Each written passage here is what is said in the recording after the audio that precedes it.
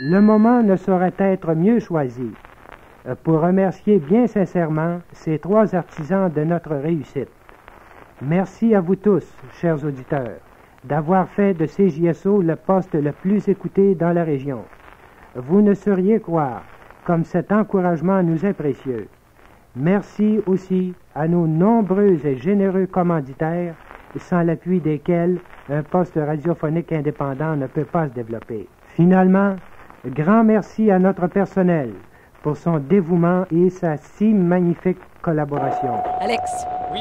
C'est le 80e anniversaire de CJSO. On a demandé aux maires de la région de Sorel-Tracy, c'était quoi leur plus beau souvenir, mais d'emblée, c'est quoi ton plus beau souvenir? Hey, quand je suis arrivé à l'automne 2022, je connaissais pas grand-chose de la MRC Pierre de Sorel, de Sorel-Tracy, mais ce que je savais déjà avant même d'arriver à CJSO, c'était que les artisans de la radio, les gens, les animateurs rayonnaient, des Luc Denoncourt, des Valérie Ferland dans le monde de l'industrie musicale, et c'était au-delà des artistes, mais du monde de la disque, d'autres aussi, des animateurs de radio qui étaient respectés.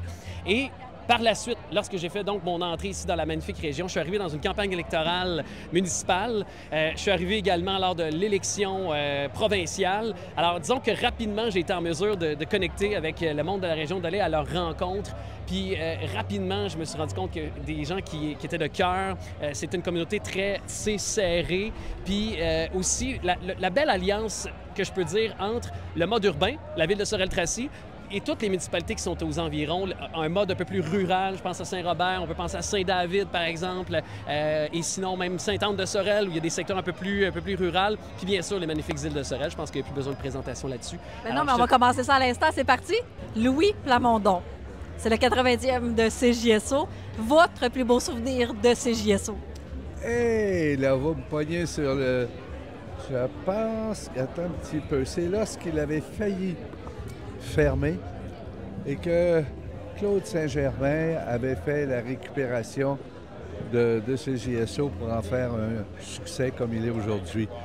Et cet espace, ce temps-là, était tellement un moment inquiétant parce que sans information, cette région a besoin d'une information particulière, justement. Et se fier au réseau de Montréal ou de Trois-Rivières, on n'aurait pas eu grand nouvelle. Alors ça a été un moment charnière dont je me rappelle souvent parce que Claude on était de grands amis, puis se confiait à moi sur toutes les difficultés au point de vue financement, au point de vue organisationnel. Alors, mais on le salue d'en haut. Oui, on le salue, on se rappelle toujours de lui. Merci, M. Plamondon. Mon plus beau souvenir de CJSO, je dirais... Bon, je vais avoir plus l'aspect politique de la chose. Chronique du préfet? Bien, je dirais mes premiers contacts avec la politique, les soirées électorales et tout ça, qu'on voulait savoir ce qui se passait dans la région. Bien, même étant jeune, je les écoutais. Fait que moi, c'est un des souvenirs que j'ai de CJSO. Puis aussi, c'est toute la découverte de ce qu'on a ici dans la région de Sorel-Tracy. C'est important pour moi. Bien, à CJSO, moi, j'ai fait des chroniques. Hein? À CJSO, les samedis matins, je faisais des chroniques historiques. Fait que c'est sûr et certain, là, moi, c'est le plus beau souvenir de CJSO. J'avais vraiment beaucoup de plaisir à faire ça. Ça me demandait quand même pas mal de préparation, là. Mais j'ai fait ça pendant presque un an, au moins, là, les chroniques historiques. Fait que moi, CJSO, c'est un beau souvenir pour ça. Mais quand j'étais plus jeune, il y avait une émission qui s'appelait Les oreilles musclées. Avec Yannick Lévesque. Avec Yannick Lévesque. Fait que là, hey, wow, la musique qu'on écoute qui joue à CJSO, ça c'était quand même quelque chose. Fait qu'on là, soudainement... T'enregistrais ça sur ta cassette? Ben oui. Ta cassette, mix, 2 bars. Fait que, oui. Avec la voix de Yannick Lévesque. On salue Yannick. On salue Yannick. On a des souvenirs de CJSO parce que selon même, vois-tu, l'âge que j'ai, ça a toujours existé le temps depuis que je suis là aussi, là. Donc, c'est sûr que la radio, c'est ce qu'on écoutait à la maison. Fait qu'on écoutait CJSO. Dans les tempêtes de neige. Dans les tempêtes de neige, à savoir s'il y a de l'école le lendemain. C'est de l'écouter le matin quand on se relevait. Bien, je dirais, naturellement, c'est quand je suis arrivé dans la politique.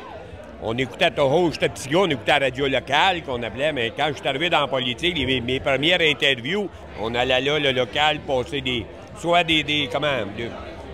excuse le mot, mais faire des rencontres, faire des petits discours ou faire des annonces majeures à l'ancien endroit. Je sais pas où a été la fondation de CJSO, Mais, Sûrement au centre-ville. As-tu déjà chanté à CJSO? ben oui, ben oui. Qu'est-ce que tu chantais? La poule à collante, ta chanson préférée. Tellement! Un jour, tu vas me chanter à CJSO. Peut-être, on viendra là dans le temps des fêtes. Parfait, ça. C'est un rendez-vous. Ton plus beau souvenir de CJSO? Bien, en fait, mon plus beau souvenir, j'ai eu une occasion d'aller en studio, être interrogé le midi par Sylvain. Puis j'étais accompagné du président, j'étais vice-président du syndicat de base, puis j'étais avec mon président, puis on a été vraiment discuter d'agriculture, de vision d'agriculture. Puis je pense que même si on était à deux endroits différents en termes de type d'agriculture, on nommait vraiment l'agriculture multiple, à savoir qu'on fait tous de l'agriculture, elle est des fois différente, mais il y a une cohésion à travers ces gens-là, puis on se doit de défendre l'agriculture, peu importe comment elle est. Alex, Michel Aucoin, regarde bien qu'est-ce qu'il avait à dire sur toi. Les souvenirs de CJSO, ben, c'est peut-être plus la musique country que j'ai appris que j'ai dansé longtemps. C'est des beaux souvenirs de CJSO. Donc, tu vas aller danser le country avec Alex Trudel. Oui, en plein ça, oui. Michel Aucoin vient de dire qu'il veut danser le country avec toi. Qu'est-ce que t'en penses? Je suis prêt n'importe quand. Je vais lui montrer des pas. Es-tu prête avec moi? Ah ouais, non, mais je suis pas très bonne. Hein? Faudrait aller le chercher, là. Il est là-bas. Il est là-bas? Va le chercher, va le chercher. Vas-y, vas-y. Tout se peut, tout se peut. Michel, tu voulais danser avec Alex Trudel? Ouais, vous vouliez danser de la musique country, ça vous tente-tu? On apprend les pas. On se part une danse en ligne. Vas-y, vas-y. Êtes-tu game? On est game, Ben, on est game. oui, mais c'est quoi tu veux danser? On va Quoi, tu veux danser? quelque chose de bien simple. Là. Je sais même pas dans quoi je m'embarque. Là. Michel, on te suit, on te suit. OK, on danse le yaya, là. 1, 2. On danse le yaya, finalement. Hey, Alex Trudel, viens-t'en. Ah, moi, je suis pas bonne pantoute. Mais là, il voulait danser avec Alex Trudel. Ça marche pas, Alex.